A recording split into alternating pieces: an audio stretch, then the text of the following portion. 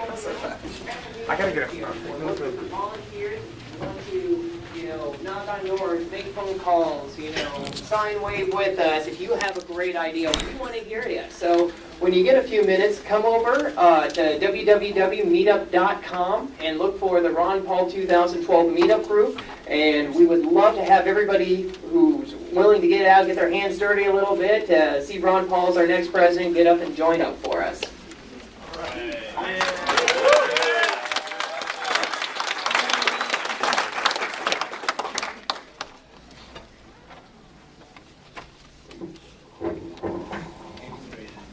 Thank you everyone for coming. My name is AJ Spiker.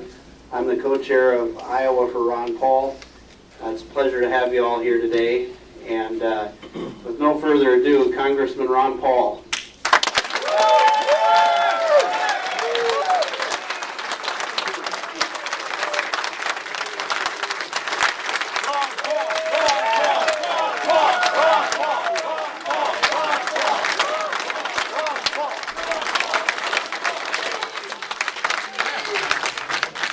Thank you very much.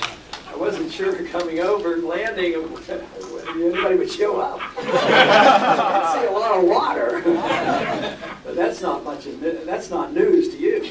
I live on the coast, and we're used to getting a lot of water right down near Galveston and the Freeport area. But this year it's very unusual because we're in a drought. So I don't know. We need a good politicians to know how to balance the water supply. If you think it's messed up now, turn it over to the politician, you'll really see it messed up. But it is a delight to be here, and thank you for coming out. Does everybody know there's a strong vote in Ames come, I think in August 13th. August Is that 13th. correct?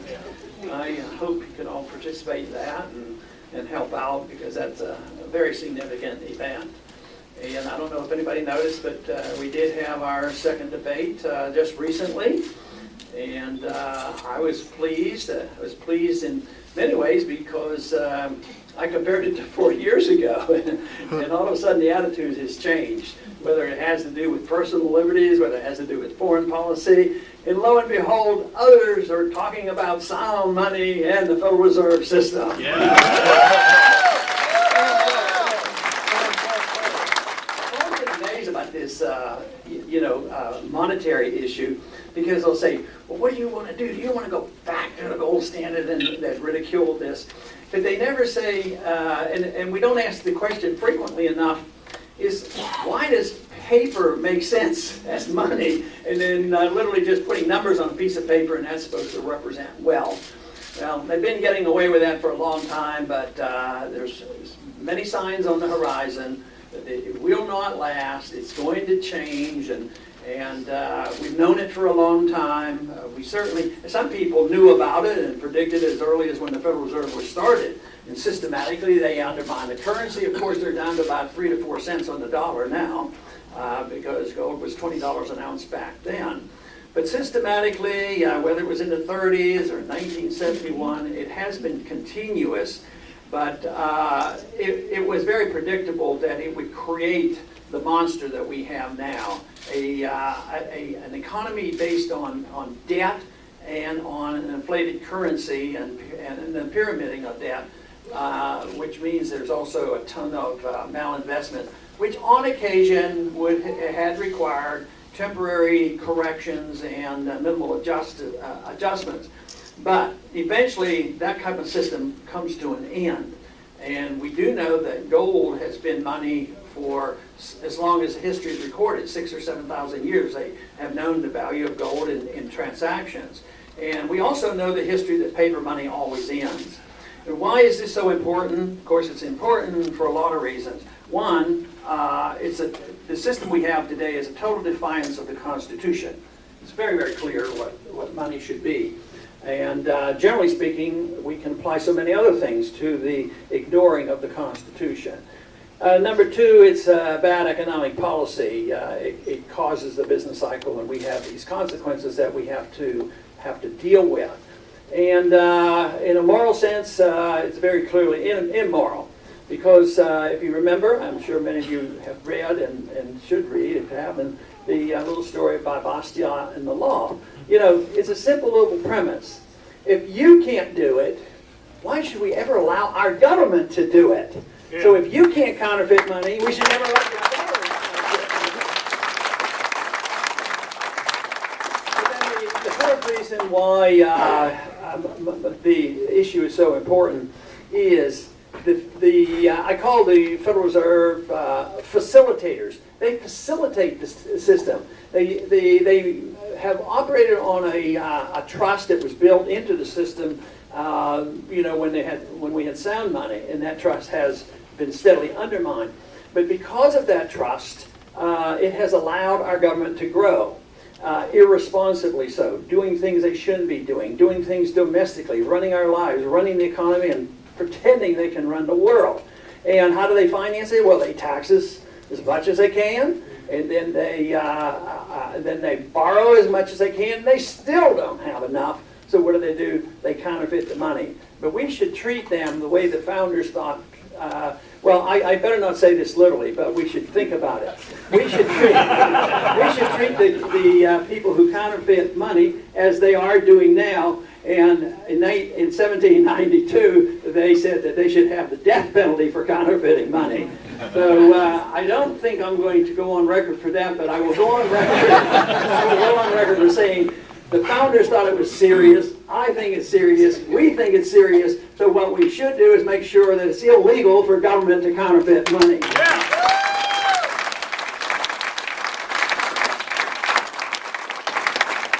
But the money issue is very important because it's used for central economic planning. And if we believe in limited government and we don't believe in socialism, we don't believe in central economic planning.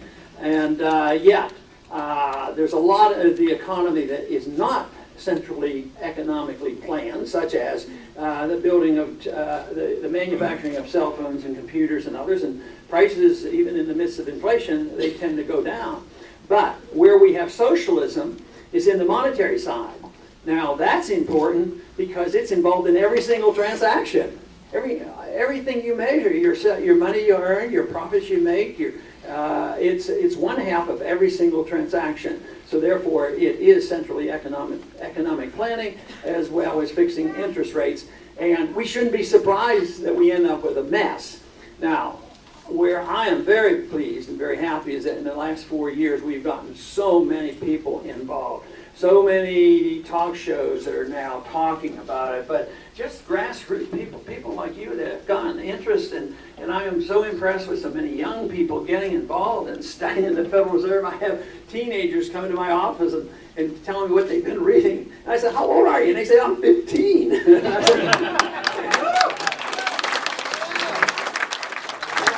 you're way ahead of where I was when I was 15. But it also symbolizes that changes are coming. And though all of us aren't teenagers and all of us are not in our 20s, it is a change. It has to be a generational change. And that is where we're making great progress. People are interested in the issues and the values. And of course, the numbers are just fantastic on what's been happening. Where in the last campaign, I don't know if anybody noticed that there was some laughing and giggling when I would bring up some of these. That has stopped. That has stopped.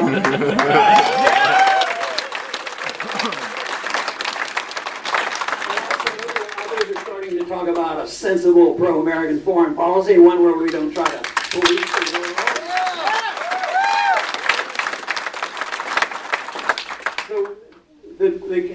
The country is definitely moving in our direction. I am convinced that it has to be a philosophic change with the people.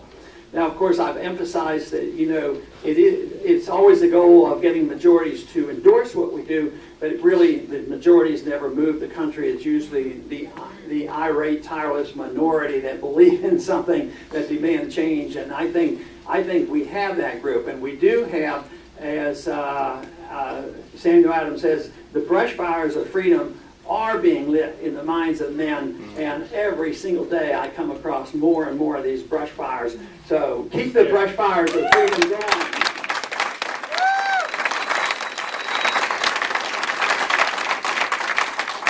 All right, economic crisis is far from over. Next year's election, I believe the top issue will be economic policies. I've always been convinced that people are more likely to vote from their bellies than from their hearts or their head.